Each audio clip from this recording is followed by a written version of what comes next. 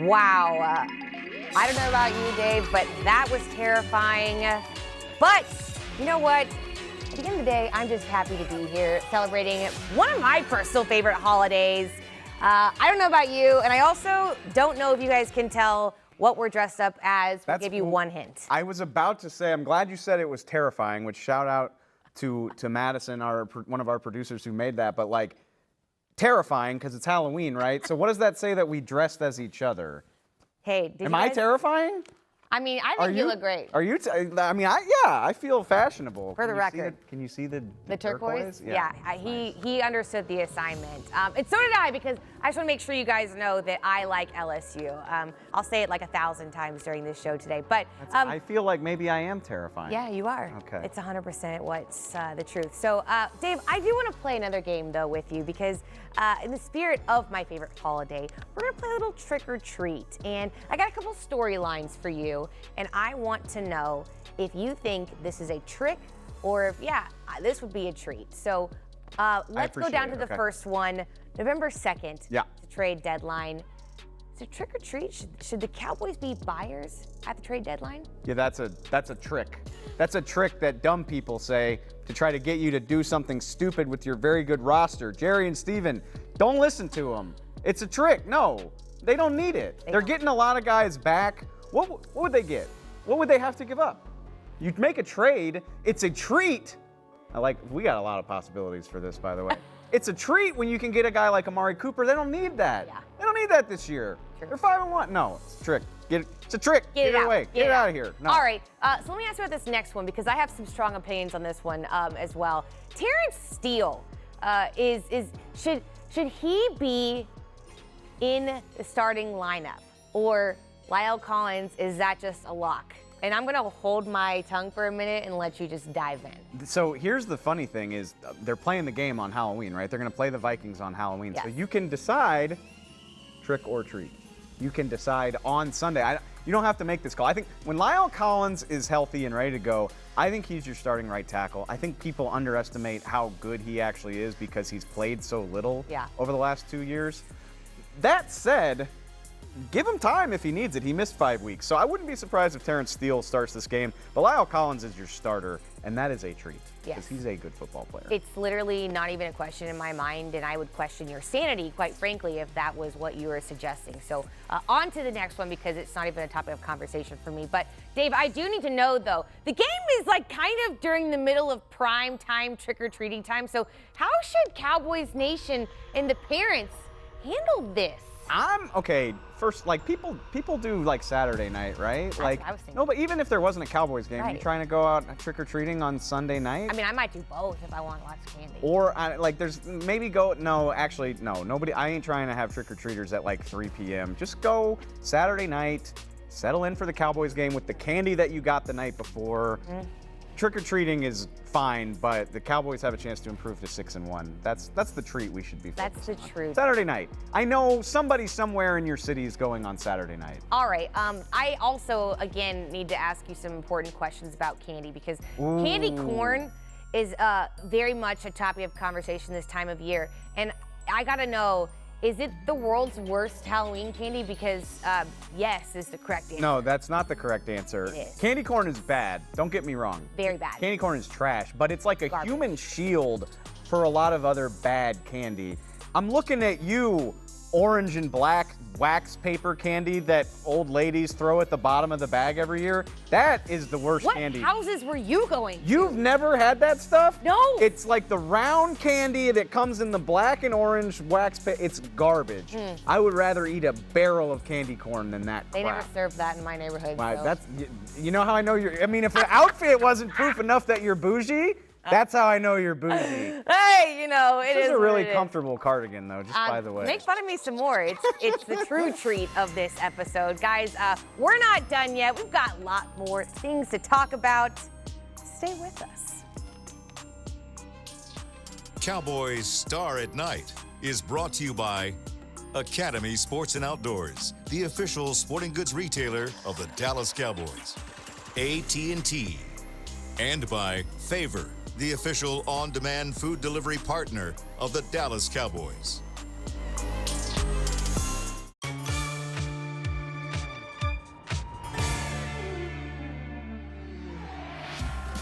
This segment is brought to you by the Dallas Morning News. Nobody does sports like Sports Day. Your home for complete Dallas Cowboys coverage. Boo. We are back for another segment. I am loving these graphics. Can we keep them all year long? That boo was like befitting of me. It was like monotone. You're welcome. Tip my cap to you. Thank you Do you so ever do much. that? Do you ever like, No. like the cowboy thing? You spend enough time with me, you should know that. Yeah, that's fair. I'm just really trying to hone in on my true inner Dave, which means I'm being an Eeyore tonight. So if that's not terrifying, though, I do want to talk Got about some terrifying topics some to talk about. actual monsters of the gridiron. So when I say monsters, I'm thinking about the NFC, and it's quite the matchup this season. Like, I don't think I was expecting it to be this close of a race. The Cowboys had the week off, and I actually got to watch other teams play football, and I just don't think it had dawned on me. The NFC's where it's at this year. Like, you want to talk about terrifying, forget Halloween. The NFC's terrifying. The Chiefs are for all of a sudden bad. The Bills are like the only good team in the AFC, and you just got all these monsters, literal monsters. Kyler Murray, ironic to call him a monster because he's like my height, but he sure is good at football. My God. Yep. Aaron, I mean, Cowboy fans, you know, look away from the boogeyman known as Aaron Rodgers. Like, the heavy hitters, man. It's intense. And I was having this conversation with someone the other day. I was like, if I had to pick the top 3 NFC quarterbacks, I don't know that I could do it definitively. Yeah, I mean, okay, you got Rodgers, you got Murray, you throwing Dak in there? Of course I'm throwing Dak in there, but does that mean I'm throwing Dak in and replacing Brady? Like, what? What about Matthew Stafford bombing Matthew Stafford away is playing out of his mind. all over Los Angeles? He's averaging like 18 yards per attempt. Unbelievable. Dude, I wasn't expecting this. Like, I was so wrapped up in the Cowboys being successful, I didn't think about the fact that, like, It's terrifying. we thought the Chiefs were going to rule the NFL, and it's early. Sure. We're like not even quite at the halfway point of the season. But man, it looks like the road to the Super Bowl in the NFC is going to be It's a little terrifying, you guys. It's a little scary. disgusting. Yeah. Fortunately, the Cowboys don't have to play that many of those teams, by the way. But a team they do have to play, the Minnesota Vikings, is on deck. We asked our buddy Courtney Cronin to come in and preview it right after this. This segment was brought to you by the Dallas Morning News. Nobody does sports like Sports Day. Your home for complete Dallas Cowboys coverage.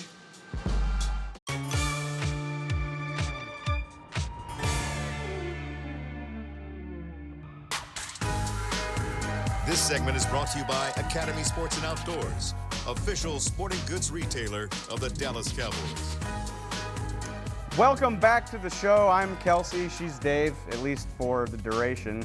Look, we had to put our costumes on early because in case you haven't heard, the Cowboys have a game on Halloween. Like, no partying, no trick-or-treating for us. They'll be up in Minnesota.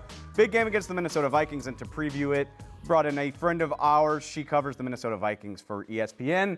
Our buddy, Courtney Cronin. Thanks for coming on, dude.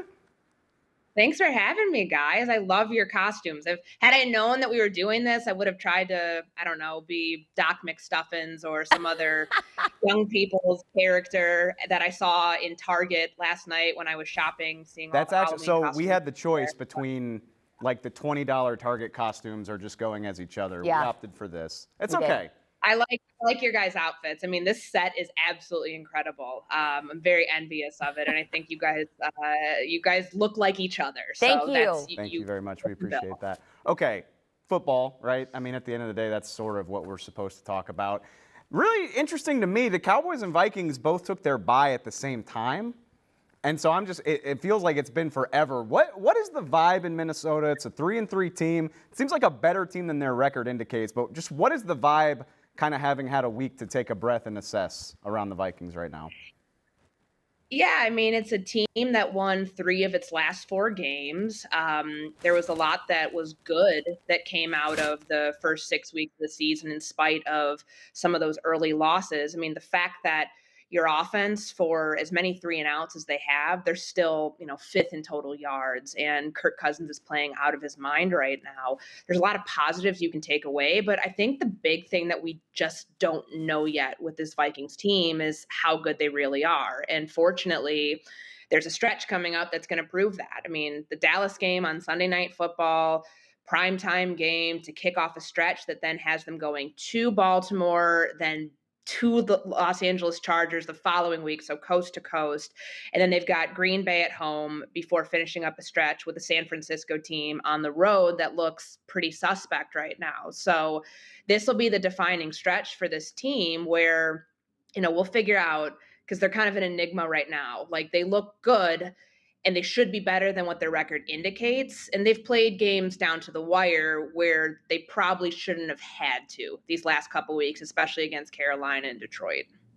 All right, so I've got to ask, because you kind of hit something on the head for me that I feel like is a theme for this team too, right? They're on a roll, you guys and the Cowboys as well. So I think it's an interesting game because they have to kill it in this matchup. But I'd love to know from your opinion, what are some of the mismatches that you think the Vikings could try and exploit that the Cowboys really have to pay attention and watch out for?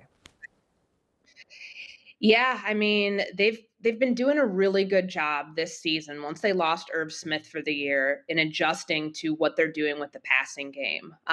They have 3 legitimate receiving options with Adam Thielen, Justin Jefferson, and KJ Osborne, who in that game against Carolina, Kirk Cousins went to him on 2nd and 13 in overtime, a play that I'm not sure we see a year ago. Because KJ Osborne wasn't playing on offense a year ago because he didn't have a role yet. And I think it's just, the type of Kirk Cousins that you've seen these last couple of weeks, really establishing where this team can go, especially in the fourth quarter and the overtimes that this team has been in. So I think those are the types of things. I mean, knowing, obviously Trayvon Diggs is a tremendous player and somebody that Kirk Cousins is going to want to stay away from. But I think the receiving options that they have, in knowing that Justin Jefferson will probably face a lot of added attention. He's been used to that this year. It's probably, for fantasy owners, they're probably not super thrilled that you haven't seen him grittying in the end zone, meaning, he's scoring a lot of points, things like that. But there's a reason for that because teams have finally figured out, how to defend him in different ways. But, on the flip side of that, the secondary for Minnesota is going to be without Patrick Peterson. And that to me is one of the bigger storylines going into this week of how has a struggling, pass defense that's been okay. It's not been great. How do they compensate when they don't have Pat Pete out there? And you've got Bashaud Breeland, who has been very much up and down this year, and Cameron Dantzler, who was a healthy scratch week 1 and is just starting to put it together. How does that work out? I do think the Vikings are probably going to have to score 40 if they want to win this game at home, just knowing how high-powered that Dallas offense is. Ooh, 40 points, which, okay, and I mean, they probably have the talent to do it, let's be honest. But I'm glad you said that, Court, because, look, I mean, everybody in Dallas knows Mike Zimmer and his history with the Cowboys. If you know anything about the NFL, his calling card is defense. I know you've gotten to know Zim pretty well over the years that he's been the Vikings coach. How does that sit with him? I mean, a guy whose calling card is defense, if somebody says, yeah, the Vikings are going to need 40 points to win this game, I mean, he can't be happy about that right now. I mean, that's not his MO. I mean, look at the way the last few games have played out. I mean, you shouldn't have let Detroit hang around, but conservative play calling, even though Zim said in that game he only thought that there was one instance of that in the fourth quarter, that's the case. I mean, you cannot play for field goals in this game and expect to win. That's just not going to happen. So I think, the way that I think Zim probably looks at this is if you can shut down the running game, if you can try to make the Cowboys one-dimensional, which I know is very hard because you look at the depth chart of this team and realize how many options Dak has and just the way that they've been able to be so explosive and have such a high-octane attack. It's probably your only real way to do it. But think of it this way too. Their run defense, I know that Zim has said that there's not a whole ton of issues with it in his opinion. They're still giving up, 4.5 yards a carry. That's a lot. And they're expecting, I think, Michael Pierce back soon. It'll be really interesting to see if they can get him back to shore up that defensive line at the nose tackle spot this week.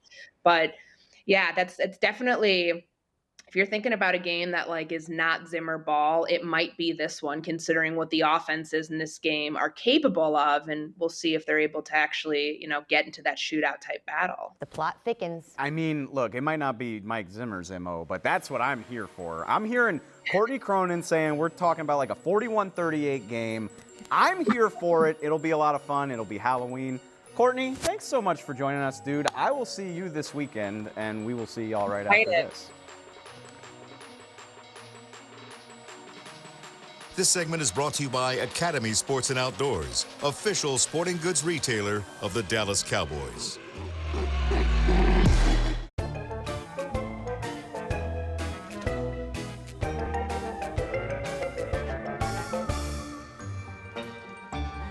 Wow. Hi. We all know that I love a good kitty, and in light of that, I hope you all are taking care of all the black cats in your life this season, this Halloween week. Well, Dave, Scaredy Cat is the segment that we are calling this one because there's a couple storylines. Yes. I need to get your thoughts on how we're feeling because, first of all, the Cowboys defense, while they're doing well, they're also giving up 295 passing yards a game. Look, they give up too many explosive plays, but you know what they also do? They get interceptions. A lot of them, by the way. Shout out Trayvon Diggs. I take the good with the bad. They got to clean it up, but like in terms of things that scare me about the Cowboys, this is low on the list. I mean, am I crazy? They're on like a 10-game streak of getting takeaways. Yeah, I know. It's like literally Trayvon Diggs is doing okay at the football. Exactly. I think it'll be all right. I think they can manage. All right. Well, I'm glad that you're feeling okay about that one because this next one, I got to really, truly get your thoughts. I'm personally feeling like a little terrified. More and more scared as we go. I was going to say, if you're not worried about Mike McCarthy's time management, then I'm not sure you're paying attention. And I say that in all due respect, but it's been a topic. Are you freaking out about it or what? Sticking with the theme, it's a little like Michael Myers, like it's always kind of dogging you slowly but surely. Maybe you get away, but it's not going to quite go away. And sure. I just hope there's not like a crazy climax, like where the house burns down at the end and it's standing there. Yes, it concerns me. I hope not either. It concerns me. I hope it doesn't raise up and bite them in a big moment because that just sort of feels like what would happen in a Halloween movie. Okay, well, I'm going to manifest that away for us.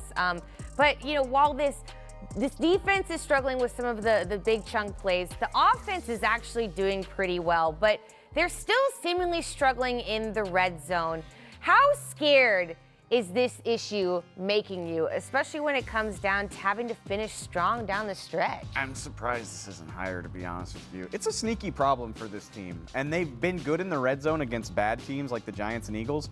Tampa Bay and New England, they went like 40% in the red zone. It's a problem. And again, when you start playing good teams in the home stretch of the season, that's where it concerns me. It's a big concern for me. Okay, so obviously this team is rolling. They are just kicking butt this season. Everyone's excited about it, but I do have to say, when you take a closer look at their opponents, they've only beaten one team with a winning record, David, and that is the LA Chargers. Yeah, but that was a hell of an impressive win. The Chargers are kicking butt themselves this year. They took the Bucs to the wire. I know that's not a win. I know we don't believe in moral victories, but and oh, by the way, when they've played bad teams, they've blown them out. Like, the signs are there. This isn't a team that's winning with smoke and mirrors. They're dominating the bad teams, and they've been in games with good teams. This doesn't worry me. Okay, well, a major factor in these wins has been one Ray Dakota Prescott, and he struggled with his health. We know this, and we obviously had the bye week. He had the potential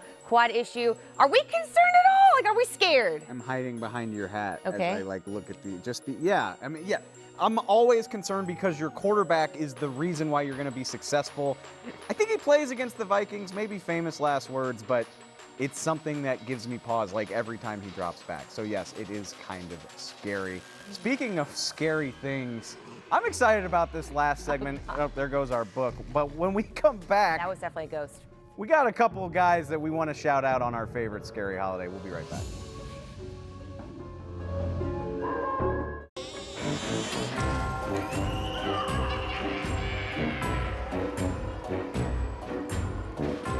Cowboys Star at Night was brought to you by Academy Sports and Outdoors, the official sporting goods retailer of the Dallas Cowboys.